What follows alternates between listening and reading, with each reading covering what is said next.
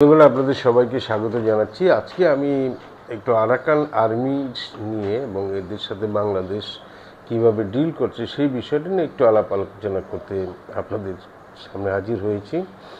প্রথমত আমি বলবো যে আরাকান আর্মিটা প্রতিষ্ঠিত হয়েছিল 2009 সালে। আপনারা সবাই জানেন যে আরাকান রাজ্য মানে রাখাইন রাজ্য, যেটা বাংলাদেশের সীমান্ত সংযুক্ত মিয়ানমারের যে রাজ্য, সেটা হলো রাখাইন রাজ্য। সেই রাখাইন রাজ্যে যে রাখাইন যারা, বুদ্ধিস্ট রাখাইন যারা, এইসব রাখাইনদের মানে দাবিগুলি বা তাদের যে অধিকারগুলি সেই প্রতিষ্ঠা করার জন্যেই তারা এই আরাকানে যে একটা গ্রুপ তৈরি হয়েছিল, সেটার সামরিক শাখাই হলো আরাকান আর্মি। এবং এটা একসময় কাচিন রাজ্য মানে কাচিন ইন্ডিপেন্ডেন্ট আর্মি নামে একটা আর্মি আছে, সেটার সাথে এগুলি হলো নন স্টেট অ্যাক্টর, রাষ্ট্রীয় আর্মি না, এরা হলো মানে রাষ্ট্রের সরকারের আর্মি না, এটার বাইরে। তো তারা এখানে প্রশিক্ষণ গ্রহণ করে এবং বিভিন্ন সময় ওই মিয়ানমারের যে সামরিক বাহিনী আছে বান্ধব, তাদের সাথে যুদ্ধে লিপ্ত হয় এবং এগুলি তারা ধীরে ধীরে অনেকটা গেইন অর্জন করে এবং কোভিডের সময় যখন একটা বেকম পায় তখন আরও বেশি গেইন অর্জন করে। এবং এই মুহূর্তে বলা যায় যে বাংলাদেশের সীমান্তবর্তী অঞ্চল পুরাটাই আরাকান আর্মি নিয়ন্ত্রণে নিয়ে গেছে। এই একটা বাস্তবতায় এতদিন পর্যন্ত কিন্তু বাংলাদেশের সাথে এতটা কোনো সম্পর্ক ছিল না, কিন্তু আপনারা নিশ্চয়ই লক্ষ্য করেছেন যে বাংলাদেশের স্বরাষ্ট্র উপদেষ্টা জাহাঙ্গীর আলম বলেছেন যে বাংলাদেশে যদি কোনো পণ্য আমদানি করতে হয় মিয়ানমার থেকে, দুই জায়গায় তার ট্যাক্স দিতে হয়। একটা হলো মিয়ানমার সরকারকে সিতুয়েতে দিতে হয়, আবার নাফ নদীর কাছে আসলে তারপরে তারা ওই আরাকান আর্মি আবার আরেকটা ট্যাক্স দেয়। সুতরাং আরাকান আর্মি আমাদের সীমান্তের বর্তী যতটা অঞ্চল আছে মিয়ানমারে, পুরোটার মধ্যে তাদের একটা অবস্থান। এবং আমরা এখন যদি রোহিঙ্গাদের ফেরত পাঠাতে চাই, মিয়ানমারের সাথে আলাপ আলোচনা করবো, এটা ঠিক আছে, কিন্তু এইটার বাস্তবায়ন করতে গেলে কিন্তু এই আরাকান আর্মি সহায়তা লাগবে। যদিও আরাকান আর্মি কিন্তু মিয়ানমার মানে রোহিঙ্গাদের পছন্দ করে না। দেখবেন ওদের যতগুলি গ্রুপ আছে ওদের সাথে যে বিরোধ আছে, মুসলমানদের ওরা পছন্দ করে না। কিন্তু কিছুদিন আগে 2021 সালের দিকে বোধহয় তারা একটু বলেছিল যে তারা একটা সমঝোতায় যেতে চায়, যে রোহিঙ্গাদেরও কিছু ফেরত নিতে চায়, কিন্তু এখনও সেরকম কোনো আলামত নাই। কিন্তু সর্বশেষ যেটা ডেভেলপমেন্ট সেটা আপনারা নিশ্চয়ই দেখেছেন যে জাতিসংঘের মহাসচিব অ্যান্টনি গুতেরেস তিনি এসেছেন এবং এসে বলেছেন যে বাংলাদেশের ভূখণ্ড ব্যবহার করে এই আরাকান আর্মিকে ত্রাণ সাহায্য দিতে চায়, জাতিসংঘ দিতে চায়, সেটার ব্যাপারে বাংলাদেশের একটা সহায়তা তারা কামনা করে।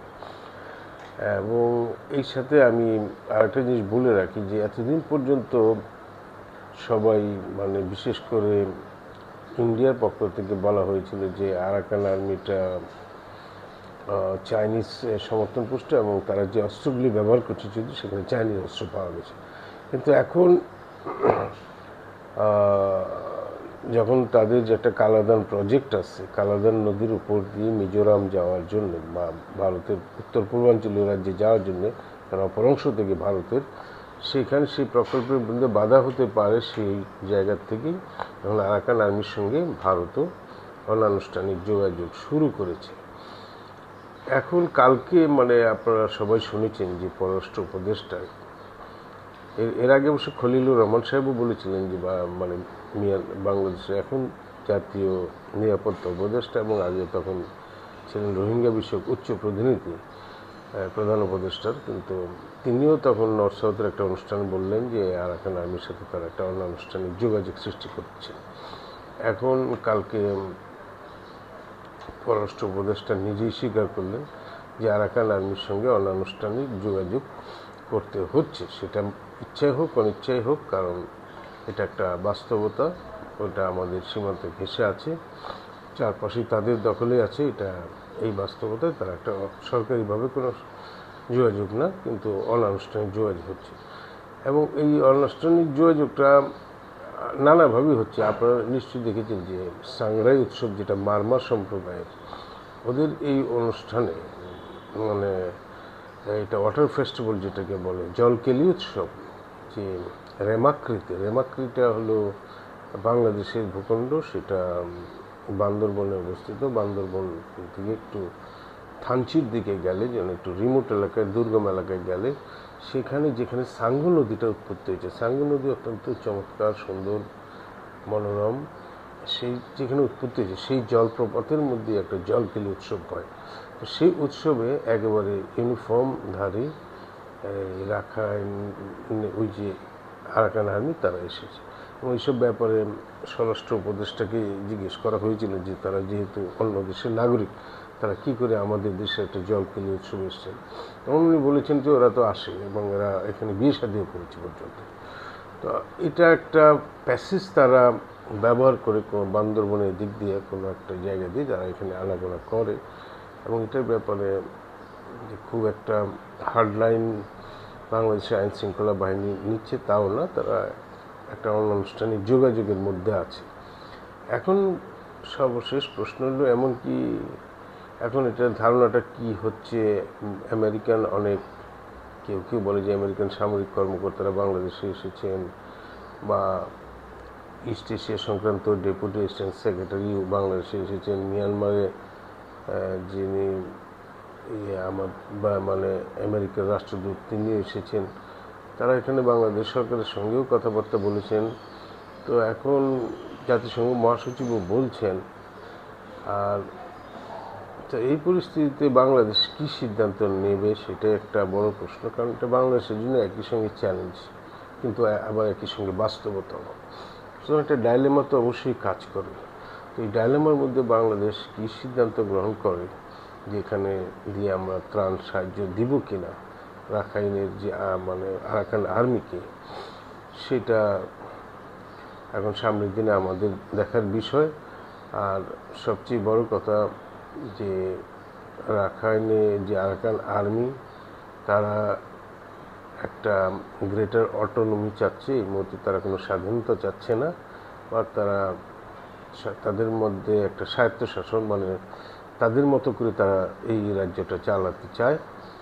এখন এই রাজ্যটা কি তারা যেটা দখলে নিয়েছে সেই দখলদারিত্বটা তারা রাখতে পারবে কিনা, কিংবা তাদেরকে অপসারণ করাও একটু কঠিন হবে মনে হচ্ছে মিয়ানমার আর্মির পক্ষে। সুতরাং তারা যদি বাস্তবতা হয়, এখন বাংলাদেশ কি করবে, তাদের সাথে কি রাষ্ট্রীয় সম্পর্ক করা সম্ভব নয়, যেহেতু তারা কোনো রাষ্ট্র নয়।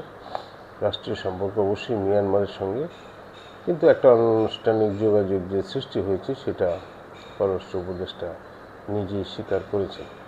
এখন এইটার কি প্রভাবটা পড়ে মিয়ানমারের গভর্নমেন্ট, মানে যারা সামরিক জান্তা, তারা বিষয়টাকে তো ভালোভাবে নেওয়ার কথা না, সেটা একটা দিক আছে। চাইনিজরা কিভাবে নেবে সেটাও একটা দিক আছে।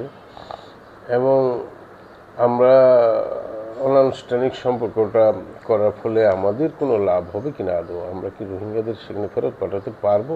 কারণ রোহিঙ্গাদের তো তারা পছন্দ করে না, যদিও মাঝখানে ওদের একজন নেতা আরাকান আর্মির মুখপাত্র টাইপের, তিনি একটা মিডিয়ার সাক্ষাৎ করে বলেছেন যে তারা এই বিষয়গুলি নিয়ে আলোচনা করতে রাজি আছে, এবং ভারতের সাথেও তারা মিল মহব্বত সৃষ্টি করছে, এবং ভারতীয়রাও তাদের সাথে অনানুষ্ঠানিক যোগাযোগ সৃষ্টি করেছে। তো আমরা এখন দেখা যাক বাংলাদেশ সরকার আসলে সামনের দিকে কী সিদ্ধান্ত গ্রহণ করে, সেটাই হয়তো একটা কৌতূহলের বিষয় হবে, এবং সেটা অবশ্যই ভেবেচিন্তে সিদ্ধান্তটা নিতে হবে, যাতে সেটার প্রভাব কী পড়ে বাংলাদেশের ওপর সেটাও কিন্তু গুরুত্বের সঙ্গে বিবেচ্য বিষয়। তো আপনারা সবাই ভালো থাকুন, সুস্থ থাকুন, আপনাদের সময় ভালো কাটুক। ধন্যবাদ।